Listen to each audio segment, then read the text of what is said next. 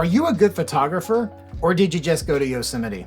I'm legitimately asking you this question, and you can swap out Yosemite for, say, Jackson Hole, Grand Tetons, Yellowstone, Glacier, Banff, Zion, Jasper, or any other of the most beautiful places on the earth. Or maybe you're a photographer who only takes pictures of wander babes, you know, where they're like this big in some big sprawling landscape, or it's that close-up portrait in her like big old hat.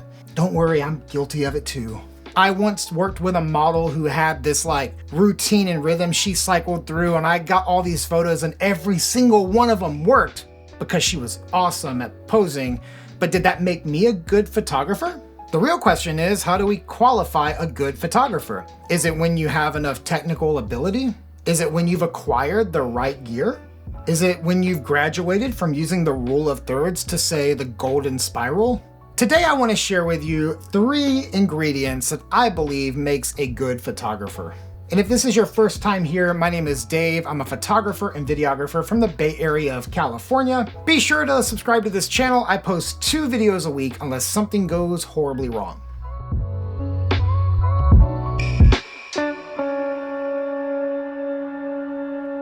The first thing that I've noticed in a good photographer is somebody that is hungry to grow. I've seen too many banger chasers that have literally been on repeat with the same photo sets and the same locations they keep going back to. It's like on repeat since 2018. They're ironically the same people that are constantly complaining about the Instagram algorithm. When I see that kind of thing on repeat year after year, post after post, or in their galleries, honestly, it can be a little exhausting. A good photographer does not necessarily lock themselves into this one thing that they can do and only that thing. Because instead of locking into some endless pattern, good photographers are willing to learn and to grow. And the hard part of this is that growth comes through resistance. It's just like working out or lifting weights. It takes resistance to grow.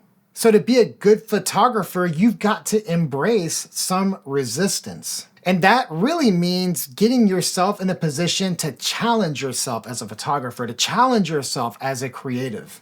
In the most simplest and practical terms, you can do this by changing up what you shoot and the style of photography that you do. For instance, if you shoot landscapes, try shooting street or maybe portraits. If you're a wedding photographer, go out and try to shoot architecture for a little while. These don't have to be jobs that pay you, just go out and do it to challenge yourself to do something different. If you're somebody that loves to shoot color and you never really try black and white, then force yourself to do black and white for a season. I just recently did that with the Q2 monochrome. It was an awesome season, and I just sold that camera off to someone who's gonna try a monochrome for the first time just like I did. That's growth. The same thing could be said for someone who does black and white. Try shooting color for a little bit. All of these things are just resistance so that you can grow. I think this kind of growth comes pretty natural to photographers. It's one of the reasons why we are always trying out new gear, because we think it might unlock some growth in us. And there's nothing wrong with that, but really that growth comes from our own ability to be uncomfortable with what we're doing and find a way to get comfortable. I think great growth happens when we embrace limitations. One way you can do that is to go out with just one lens, or even take a trip with just one lens. Or maybe go out to take photos and just bring your phone and leave your camera at home. Those kind of limitations will force you to be creative and try new things. And all of those things are creating resistance, and resistance leads to growth. Whatever you do, it's important to always be hungry to grow. Be willing to sit at somebody's feet and learn all that you can learn, because good photographers are hungry to grow.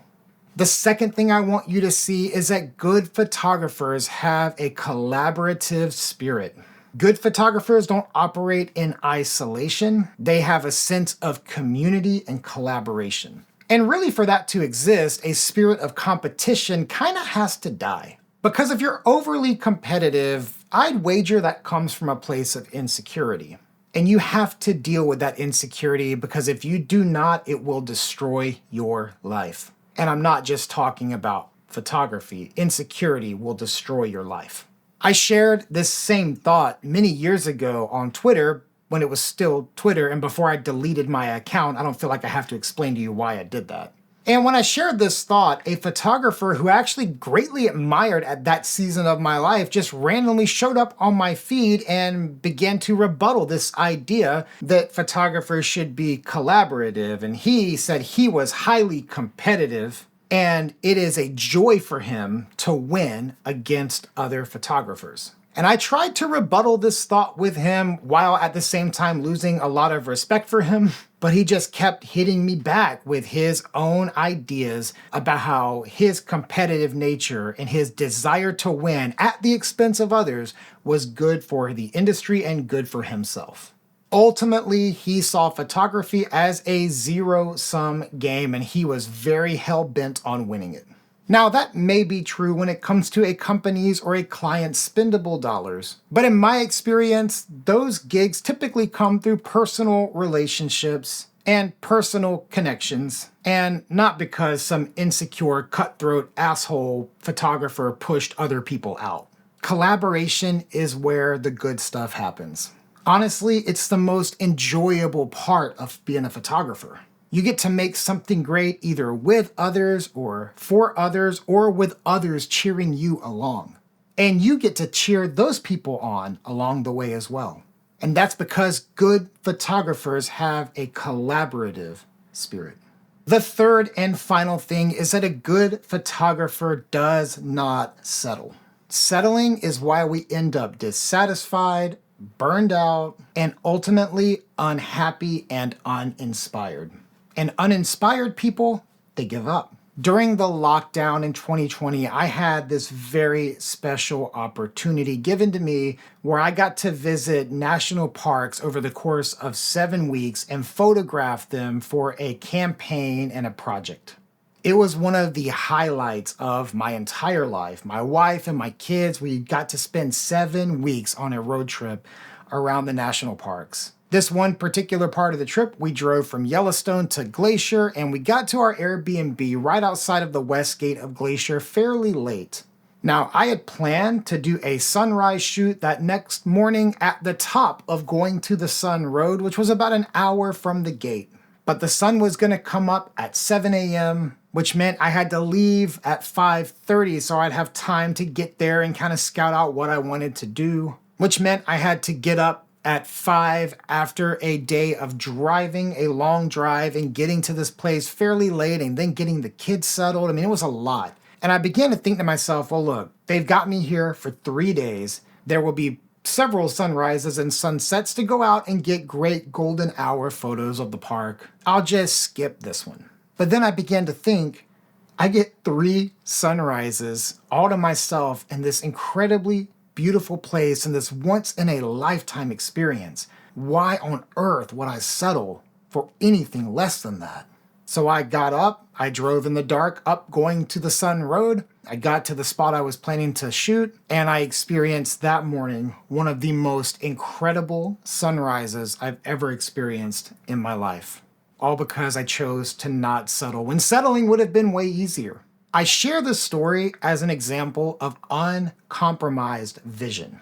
Don't settle for less than what you dream of. That doesn't mean be reckless or be stupid by any means, but it does mean that it takes work to realize your dreams and the vision you may have for yourself. And never settle, because good photographers do not settle. Good is and will always be a subjective word. Some people are going to absolutely love your work. Other people are going to absolutely hate it. It doesn't really matter though. They don't get to determine whether you are a good photographer or not. Only you get to do that. And if you're looking to test yourself and ask yourself the question, am I a good photographer? Hopefully this video will help you answer that. I like to believe that I'm a good photographer, but I don't think I'm good enough. I don't think you're good enough either. So let's get better together.